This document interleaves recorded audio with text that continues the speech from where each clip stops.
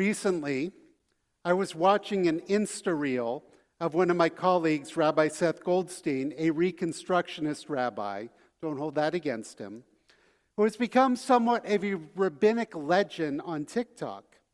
On this particular video, he is in his study busily preparing for the High Holy Days when he finds himself confounded as he is constantly being interrupted by Shabbat knocking at his door. It is another one of those inside clergy jokes that even as we are busy and writing and preparing for Monday night and Tuesday and for some Wednesday, nonetheless, we still have Shabbat before Rosh Hashanah. With that in mind, I began to scour all of my saved sermons, trying to find any themes, any ideas of what I have spoken about in relation to this week's parashah, Nitzavim. To no great surprise, I have almost no sermons on Nitzavim. It is almost always the last Shabbat before Rosh Hashanah, and usually I tell a story or give a brief drash at this time of year, which makes sense as I'm busy trying to concretize and synthesize the big ideas that I want to deliver to my various communities through the years I have been privileged to speak to from the pulpit. Of course, if I spent a little less time scrolling through Insta Reels, I probably would have an idea or two. But that is a sermon for another day. Nitzavim begins with Atem Nitzavim Hayom, Kulchem Lifnechem, Adonai Elohechem, Roshechem, Shivtechem, Ziknehem, V'shotrechem, Kol Ish Yisrael. We're trying out to do the presentation of the words up on the screen. I'm very curious to see how it did with the Hebrew. It never does. You stand this day, all of you, before the eternal your God, your tribal heads, your elders, and you officials, all the people of Israel, you children, you women, even the stranger within your camp, from the wood chopper to the water drawer, to enter into the covenant of the eternal your God, which the eternal your God is concluding with you this day with its sanctions, in order to establish you this day as God's people, and in order to be your God, as promised you and has sworn to your fathers Abraham, Isaac, and Jacob. I make this covenant with its sanctions, not with you alone, but with those who are standing here with us this day before the eternal our God, and with those who are not with us here today. It is both a powerful statement and a reminder to us all. When it came to revelation and inheriting the tradition, everyone counted and everyone mattered, no matter their station, no matter their position in life. That part is clear. What is less clear is the statement at the end, and with those who are not with us here today. In this passage, we are left wondering, who is Moses talking about? He certainly cannot be referring to those who died in the journey because their time had passed. And he cannot be talking about the patriarchs and matriarchs, Abraham, Isaac, and Jacob, Sarah, Rebekah, Rachel, and Leah. Who then is he referring to? There is a midrash that comes to teach us that this reference is in fact with regards to those future generations yet to come. It is as if we were all there together, standing at Sinai, side by side, to accept the tradition. As the old story goes, there were two Jews standing in New York City.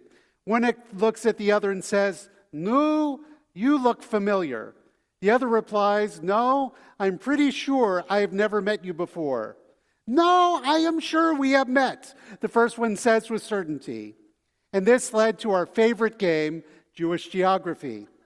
They began talking about where they grew up. They didn't grow up in the same neighborhood. School, they didn't go to the same school. They didn't have the same family. They didn't have the same friends. They didn't even go to the same Jewish doctors.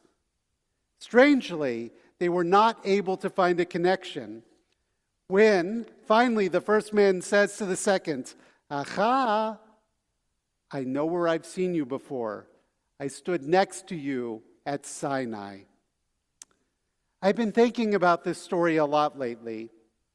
And I'm thinking about in part because of an article that came out a few weeks ago on E-Jewish Philanthropy by Barry Feinstein, who wrote in part, "We talk constantly about the threats facing the Jewish community: anti-Semitism, isolation, polarization.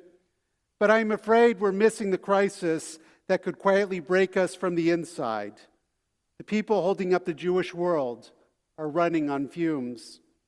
I'm not talking about a faceless sector. I'm talking about the tens of thousands of professionals who make Jewish life possible.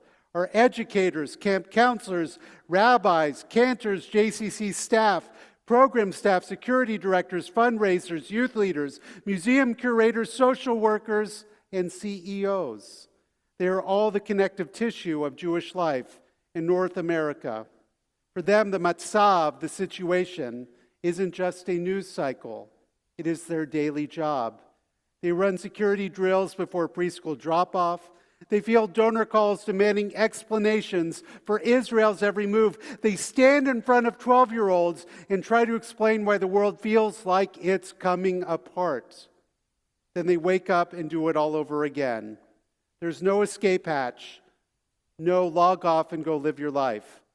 The very thing that fuels their purpose is now the thing that's draining them. Barry goes on to write some prescriptions to help tackle this crisis. But I, for one, at least felt validated in that it is being named by the president and CEO of the Jim Joseph Foundation. And I think in a very real way, we are all feeling drained as well. The world certainly is weighing heavily. And more feels like what catastrophe, what earth-shattering event am I going to wake up to this morning or go to bed with this night?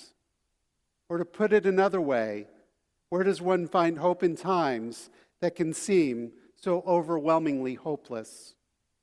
As Rabbi Lord Jonathan Sacks of blessed memory wrote, Judaism is the only civilization whose golden age is in the future.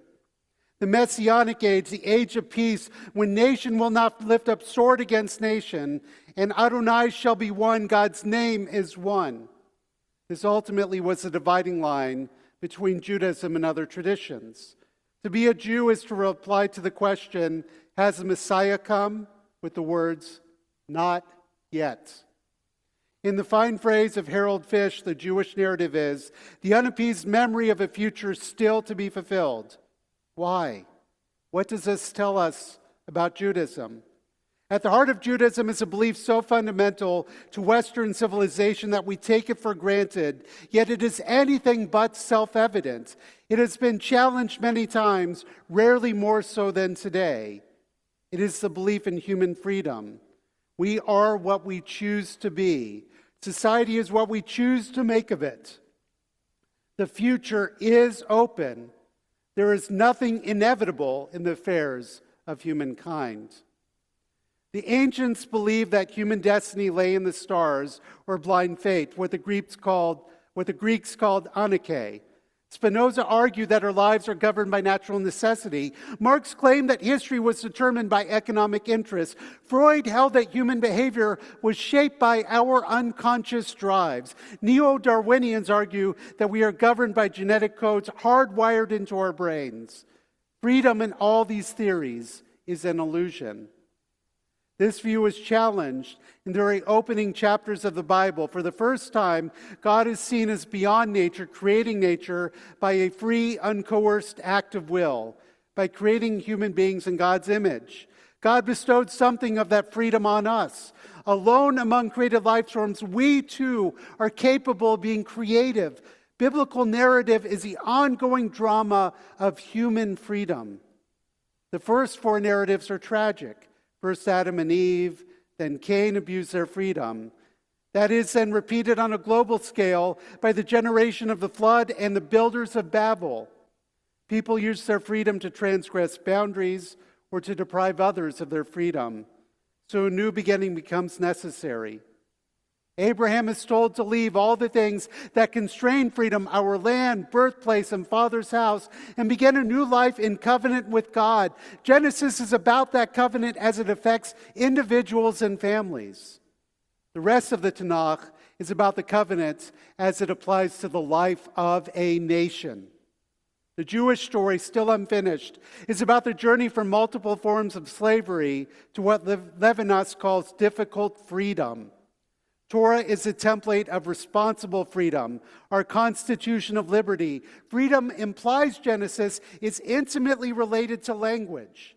God creates the world with words, and God's first gift to humanity is the gift of speech. We know that other life forms, primates, dolphins, even bees, have rudimentary forms of language. But there's one form unique to human beings. The Torah signals this by making it the first word that God speaks. Yehi, let there be. Human beings are the only life form capable of using future tense. Only beings who can imagine the world other than it is are capable of freedom. And if we are free, the future is open, dependent upon us. We can know the beginning of our story, but not the end. That is why, as God is about to take the Israelites from slavery to freedom, God tells Moses that God's name is Ehyeh Asher Ehyeh. I will be that which I will be. Judaism, the religion of freedom, is faith in the future tense. Western civilization is a product of two cultures, ancient Greece and ancient Israel. The Greeks believed in faith, the future is determined by the past. Jews believe in freedom. There is no evil decree that cannot be averted. The Greeks gave the world the concept of tragedy. Jews gave it the idea of hope. The whole of Judaism, though it would take a book to show it, is a set of laws and narratives designed to create in people, families, communities, and a nation habits that defeat despair. Judaism is a voice of hope in the conversation of humankind. Judaism is a religion of details, but we miss the point if we do not sometimes step back and see the larger picture. To be a Jew is to be an agent of hope in a world serially threatened by despair. Every ritual, every mitzvah, every syllable of the Jewish story, every element of Jewish law is a protest against escapism, resignation, or the blind acceptance of fate.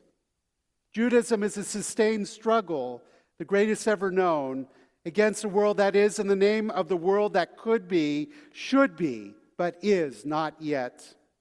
There is no more challenging vocation. Throughout history, when human beings have sought hope, they have found it in the Jewish story. And to add one more layer, going back to our opening words of Nitzavim, we all stand here this day together, products of our history, but also the potentiality of our future. Despair has always been a part of the Jewish journey. But what we cannot do is let that define us.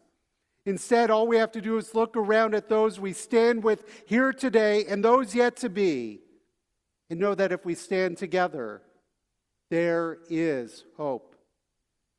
God, please continue to give us the strength to keep moving ever forward, to keep living up to the best of our ideals and the best that our tradition has to offer, to be gracious and patient with those we are seeking to understand and to build solidarity with, and to remember that to be Jewish means to live with hope in our hearts and act with the hope and the deeds in our hands. Our stories always have an eye for the future, a better future. And even in today's troubling times that can beat us down, we know, no matter how hard it is, no matter how hard it feels, there is always hope. Hope for a better day tomorrow, hope for a better world to come. We just have to work together to bring it to be and not let anyone stand in our way. And please, God, help us to make it so. Yeh ratzon. Be this your will. Together we say, Amen.